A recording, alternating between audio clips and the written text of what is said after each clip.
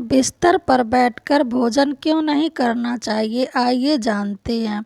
जय माता दी दोस्तों, आपको हमारे चैनल शर्मा ऑफिशियल भक्ति में स्वागत है। एक बार की बात है, यमराज और चित्रगुप्त जी यमलोक में बैठकर बातें कर रहे थे। तभी चित्रगुप्त जी यमराज जी से पूछने लगे, किस कारण से मनुष्य की अकाल मृत्यु हो जाती है। कौन से मनुष्य को संतान सुख भी नहीं मिलता और कुछ मनुष्यों की मृत्यु शिशु अवस्था में ही हो जाती है।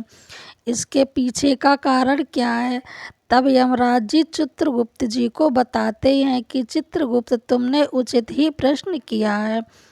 इन सभी प्रश्नों का उत्तर मनुष्य की आदतों में ही छिपा होता है। मनुष्य जिस प्रकार का आचरण करता है उसे उसी के अनुसार सुख और दुख भोगने को मिलता है। मनुष्य की अकाल मृत्यु होने के पीछे भी इसकी आदतें ही होती हैं। प्रश्नों का उत्तर बताने से पहले मैं तुम्हें एक अत्यंत महत्वपूर्ण कथा सुनाता हूँ। इस कथा में तुम्हें तुम्हारे सभी प्रश्नों के उत्तर मिल जाएंगे, इसलिए तुम इस कथा को ध्यान से जरूर सुनना। जो भी इस कथा को ध्यान से सुनता है, प्रचार करता है, उसके 32 अपराध में माफ कर देता हूँ। चित्रगुप्त जी कहने लगे, धर्मराज, आपके मुख से इस महान कथा को सुनने का सौभाग्य मुझे भी प्राप्त होगा। मैं इसे ध्यान से अवश्य ही सुनूंगा। फिर यमराज चित्रगुप्त को वह कथा सुनाने लगते हैं।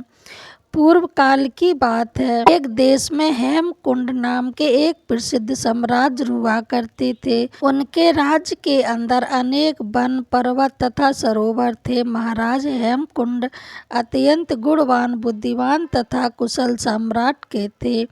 उनके राज्य में प्रजा अत्यंत सुखी थी। प्रजा को किसी भी चीज की कोई कमी नहीं थी। महाराज स्वयं ही अपनी प्रजा का ध्यान रखते थे। उनके राज में कभी भी चोरी नहीं हुआ करती थी। महाराज बड़े धर्मात्मा थे। उन्होंने अनेकों बार यज्ञ दान किए थे। अनेक ब्राह्मणों और मुनियों को दान भी दिया था। उन्होंने अनेक पोखर खुदवाए, वाटिका लगवाई और वृक्षों का रोपण भी किया था। इस प्रकार के अनेक पुण्य काम किए थे। महाराज की पत्नी का नाम सुरड़ा था। रानी सुरड़ा अत्यंत सुंदर, गुणवान, रूपवान तथा चरित्रवान स्त्री थी। वह भी नित्य धर्म कर्म किया करती थी, किंतु इतना सब होने के बावजूद भी महाराज को कोई संतान नहीं हो रही थी, जिससे महाराज अत्यंत दुखी थे। महाराज जी का दुख देखकर प्रजा भी अत्यंत दुखी थी। एक दिन महाराज अपने राजमहल में बैठकर इस प्रकार सोचने लगे कि किस पाप के कारण मुझे पुत्रहीन रहना पड़ रहा है। मैंने ऐसा कौन सा पाप किया है जो मुझे इतना बड़ा दंड मिल रहा है। वह मेरी इस समस्या का हल केवल मुनि वशिष्ठ जी ही कर सकते हैं। इसलिए मैं उनके पास जाकर इस समस्या के लिए उपाय मांगता हूँ। फिर महाराज अपने रथ में बैठकर मुनि वशिष्ठ जी के आश्रम पर जाते हैं। वहाँ पर मुनि वशिष्ठ जी ने उनका स्वागत किया और उन्हें बैठने के लिए आसन भी दिया। आसन देकर पूछने लगे, हे राजन, आज किस कारण से आपका हमारे आश्रम में आना हुआ। कहीं आपने संन्यास तो नहीं ले लिया है। महाराज मुनि से कहने लगे, हे मुनिवर, ऐसी बात नहीं है। आज मैं आपके पास एक शंका लेकर आया हूँ। मैं अत्यंत दुखी हूँ। केवल आप ही मेरी इस शंका का समाधान कर सकते हैं। मुनि वशिष्ठ कहने लगे, हे राजन, भला आपको किस प्रकार का कष्ट है। आप तो इतने बड़े राज्य के सम्राट हैं। आपके मन में जो भी शंका है, आप निसंकोच होकर पूछिए। मैं अवश्य आपकी सहायता करूंगा। फिर महाराज हेमकुंड कहने लगे, हे मुनिवर, मेरी कोई संतान नहीं है। किस पाप के कारण मुझे संतानहीन रहना पड़ रहा है। संतान के बिना उद्धार कैसे होगा। मेरे राज्य का उत्तराधिकारी कौन बनेगा। कृपया आप मुझे बतलाने की कोशिश करें, किस कारण से मेरे संतान नहीं हो रही है और मुझे संतान प्राप्ति के लिए क्या उपाय करना चाहिए। फिर मुनि वशिष्ठ ठीक है कहकर अपनी योग शक्ति से महाराज के पूर्व जन्म को देखने लगते हैं। और महाराज से कहते हैं, हे राजन, आपको संतान सुख न मिलने का कारण आपके द्वारा पिछले जन्म में किया गया पाप है। पिछले जन्म में आप एक शिकारी थे जो वन में रहकर शिकार किया करते थे, अपना गुजारा चलाया करते थे। फिर एक दिन आप वन में शिकार के लिए निकले थे। उस स्थान पर एक गाय अपने बछड़े को दूध पिला रही थी, किंतु आपके द्वारा अनजाने में ही उस गाय को लगा और वह गाय घायल हो गई। उस गाय को घायल करने के कारण ही इस जन्म में आपको पुत्रहीन होने का श्राप मिला है। इस बात को सुनकर महाराज बहुत दुखी हुए और मुनि वशिष्ठ जी से प्रार्थना करने लगे, हे मुनिवर, इस पाप से मुझे कैसे मुक्ति मिलेगी? कृपया आप मुझे इस पाप से मुक्ति का उपाय बताएं। फिर मुनिवर कहते हैं, हे राजन, इस पाप से मुक्ति के लिए आप गायों की सेवा करें, इसी से आपको मुक्ति मिल जाएगी। फिर महाराज ने अपने राज्य में अनेक गौशाला बनवाई, ब्राह्मणों को गायों का दान दिया और अपने महल में नित्य गाय की सेवा करने लगे। महाराज और महारानी अपने महल में नित्य गाय की पूजा दक्षिणा करने लगे और नित्य गाय को भोजन कराने लगे। इस प्रकार से अनेक दिनों तक गाय की सेवा करने के कारण महाराज को एक पुत्र प्राप्त हुआ, जिससे महाराज अत्यंत प्रसन्न हुए और उन्होंने उत्साह मनाया। महाराज उस बालक को बड़े लाड प्यार से पालने लगे, उसकी हर इच्छा और मनोकामना को पूर्ण करने लगे। किंतु कुछ ही दिनों के बाद महाराज के जीवन में दुख के बदलाव फिर से छा गए।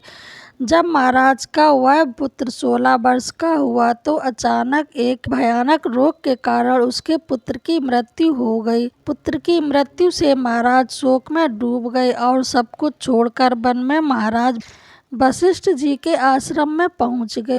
वहां पर जाने के बाद मुनि ने महाराज से पूछा, हे राजन, किस कारण से आप शोक में डूब गए हैं?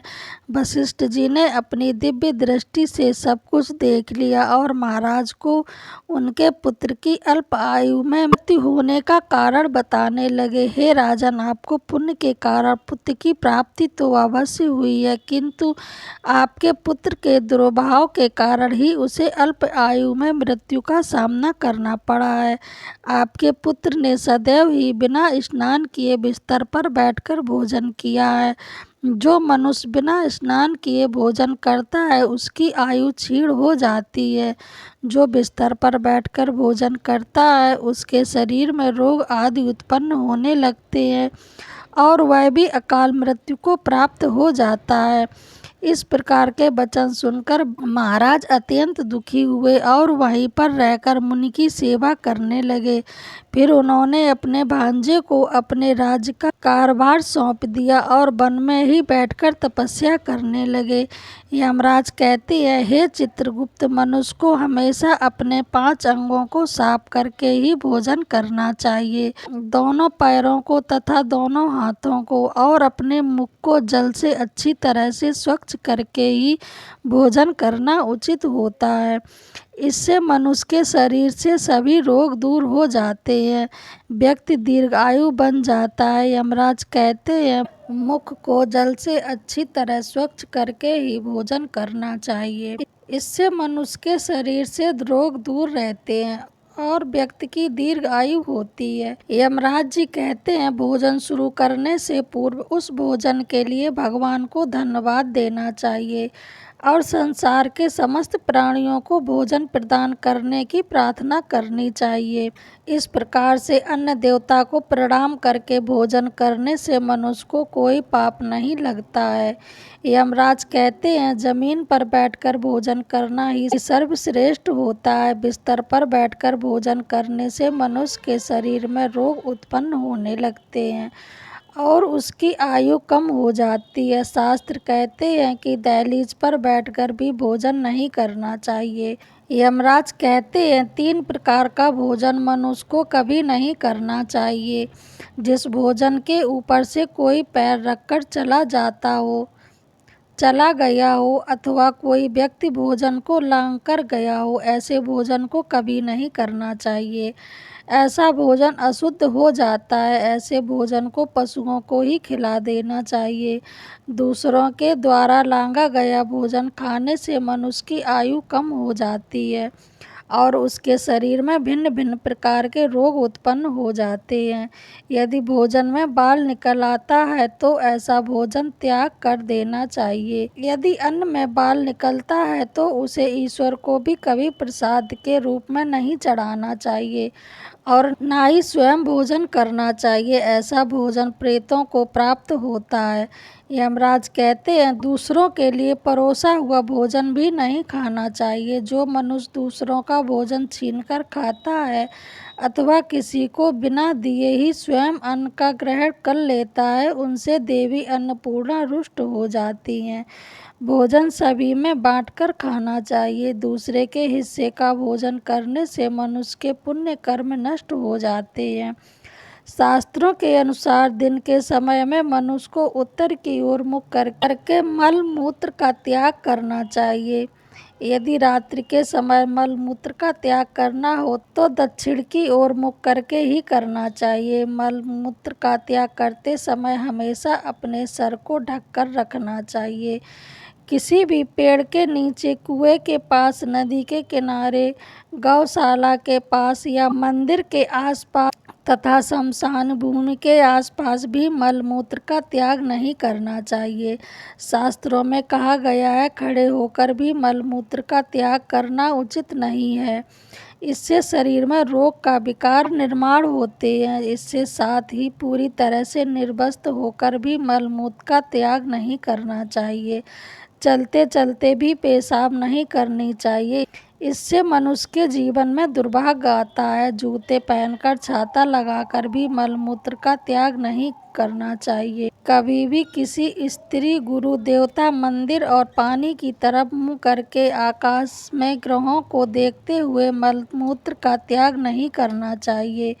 रात्रि में चंद्रमा और अग्नि की तरफ देखते हुए भी मलमूत्र का त्याग नहीं करना चाहिए। इससे जीवन में दुख और संकट आते हैं। मलमूत्र का त्याग करने के बाद उस भाग को स्वच्छ करना चाहिए तथा अपने हाथों को भी जल से शुद्ध करना चाहिए। मलमूत्र का त्याग करने के बाद किसी भी दीवार पर साफ नहीं करना चाहिए। इससे